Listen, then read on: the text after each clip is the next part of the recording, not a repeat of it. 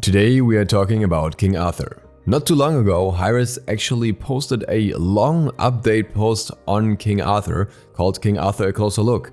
I completely missed out on this post, probably because I was not home, but I also didn't see anything about that anywhere else outside of the Smite page where more or less accidentally stumbled across it. So I feel like it wasn't that widely promoted or published, and as such I figured it would make sense to just go in depth on this, as it has a lot of information on how exactly King Arthur will work and how he was designed. I'm expecting this to be the last major update piece on King Arthur before we will see him on the patch notes this Friday. Which was confirmed yesterday, by the way, on the Hyres Q&A. If you haven't seen that video, I will link that here as well, where you can check out the entire summary of that 2-hour Q&A with a ton of other information. For example, also on another new god, Jormungandr. But we're gonna talk about King Arthur here. King Arthur, a closer look. Who is King Arthur? Arthur is a symbol of destiny, royalty, and leadership. His legend has been reinterpreted many times in various cultures and artistic mediums.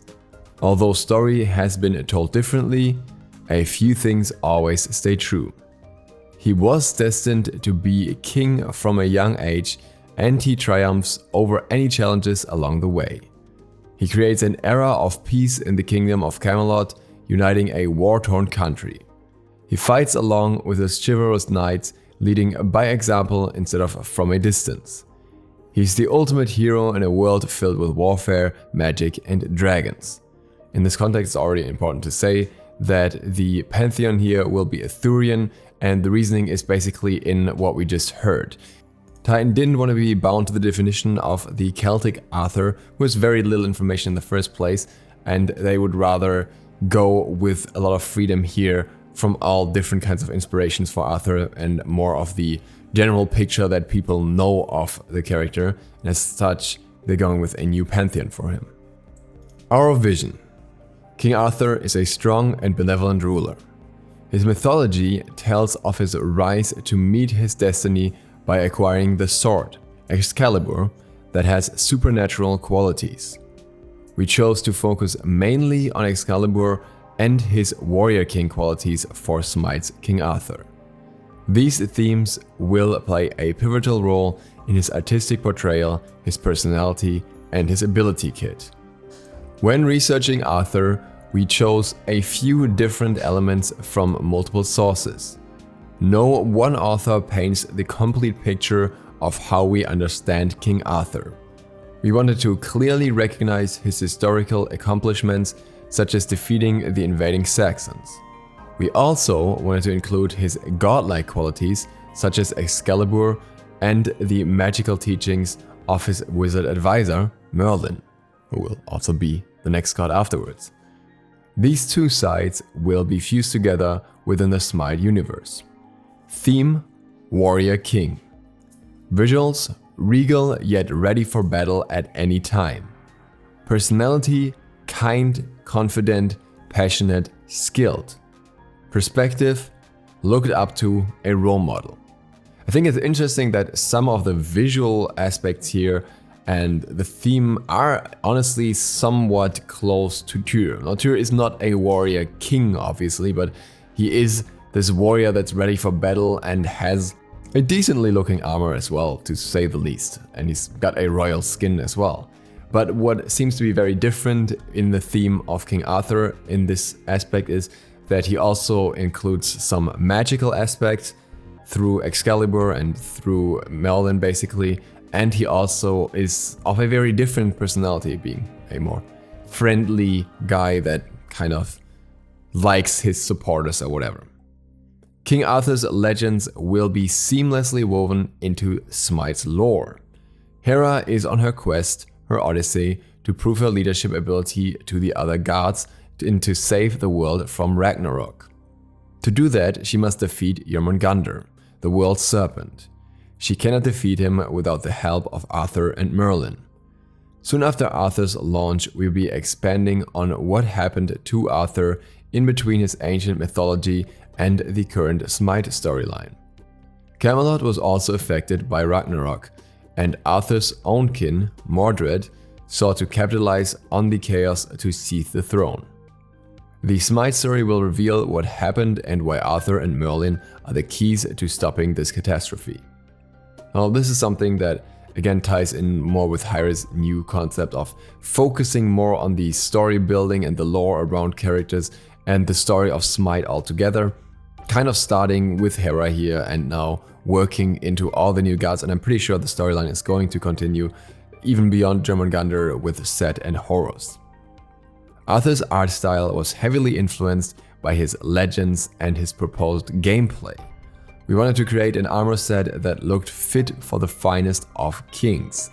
It needed to look intimidating yet regal, but also practical. Arthur's gameplay design requires a lot of animation and movement, so his visual concept was prepared to work with that idea. And what we can see here are some different visual tests for King Arthur, though they are already very similar. There are some differences mainly in the shoulder design and some bits of the armor, how exactly it's worn basically, as well as some different hairstyles, but overall they all have a very similar theme and give up a very similar vibe, whereas some other gods have very different concept at the start. Arthur's iterations weren't as extreme as many other gods' early concepts are. We had a very strong core concept and we didn't divert from this much. The main things we focused on were his armor and his sword. A lot of the earlier armor concepts were too bulky to fit his combat goals. This animation-heavy combat is always why we avoided too many accessories on him. Things like a cloak or a scabbard for Excalibur would be clunky and limit his range of motion. The final armor is large yet sleek. The armor is fit for the most legendary fantasy character of all time. And along with this concept here, we can also see some examples for Excalibur, and what we can see here is that this concept art doesn't differ all too much either. The swords all kind of are, at least in this depiction, the same size of the handle roughly, and the blade, which sometimes differs a little bit, but the overall style very much remains the same between all of these. Arthur's sword Excalibur was essentially treated as another character. His sword finding is a huge part of his kit and presentation, so the blade had to be impressive. Through exploration, we found a great balance of metal and extravagance with a touch of magic. The final Excalibur has a clear blade and an impressively intricate hilt. It glows blue and then gold as Arthur powers up in combat, and that magic can be seen radiating from it.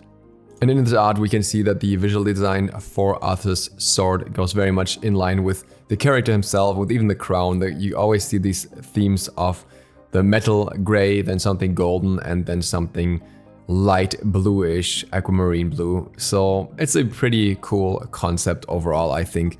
And it's going to be interesting how exactly the sword interacts and if the effects are not just of a visual nature, basically. King Arthur's kit focuses on melee combos. He has a lot of abilities and low cooldowns and mana costs. Because of his design style, he greatly benefits from a tanky warrior build that allows him to stay in the fight for longer periods of time so you can keep comboing. Items like Gladiator's Shield are core on him for sustain.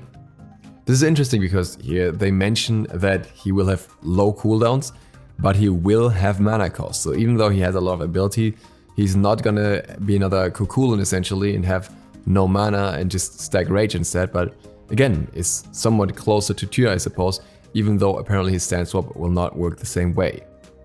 Arthur's attacks feel very different from the rest of Smite's roster.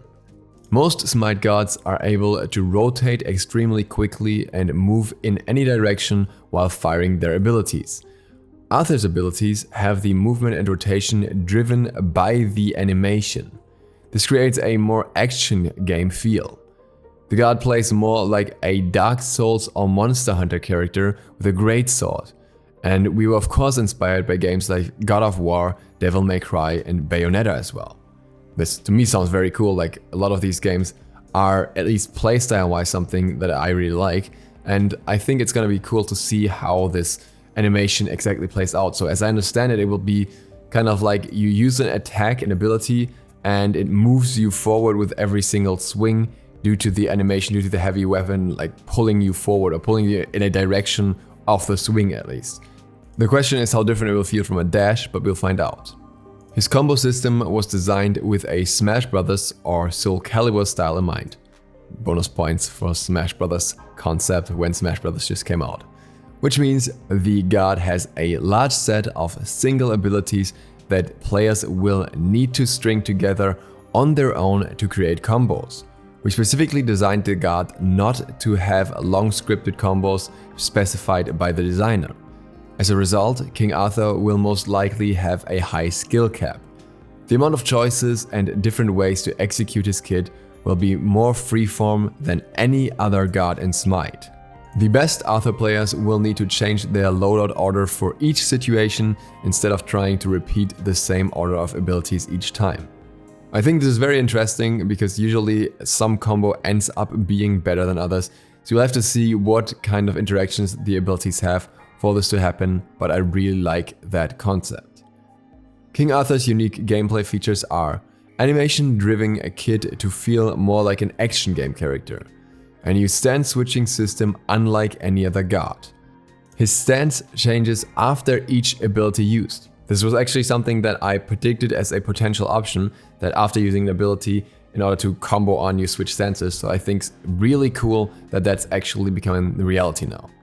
Each time King Arthur fires an ability, he will switch to a combo stance and gain access to 3 new abilities. After firing a combo ability, he'll revert back to his standard stance. So he gets 3 new abilities here, but he also gets another extra ability, we get to that. A passive ability that includes a combo meter that he builds up through combat. And this is where we get to that.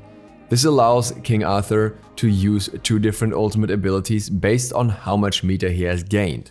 So there's probably a weaker ult if you don't have enough combo points, and a stronger ult if you beat up an enemy Devil May Cry style for long enough and you made it to SSS or something. New types of basic attacks with movement built into them, so it seems like even a basic attack swing will move you in a direction. All abilities are instant cast only, low cooldowns and mana costs. This combination of gameplay elements creates a new type of Smite god. Arthur can use his abilities at a pace that no other god can, but he must react quickly and aim properly to make sure he's effective in combat.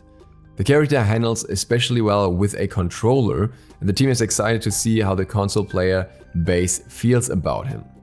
This I think is very interesting, with the console base for Smite generally growing a lot across multiple platforms.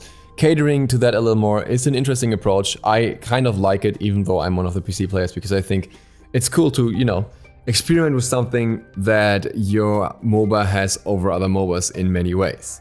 The rest of the article is basically just explaining again that all of the new gods are kind of a bundle concept and they wouldn't have been possible without each other, and that Set, Horus and Jormungandr are all coming out, and that is it for that article. I am very excited to get my hands on King Arthur because I really want to feel how his kit feels. I think it's going to be really, really interesting. And with that, thank you guys very much for watching. I hope this was interesting and insightful. If you're new to the channel, feel free to click the sub button and ring the bell. It really helps me out.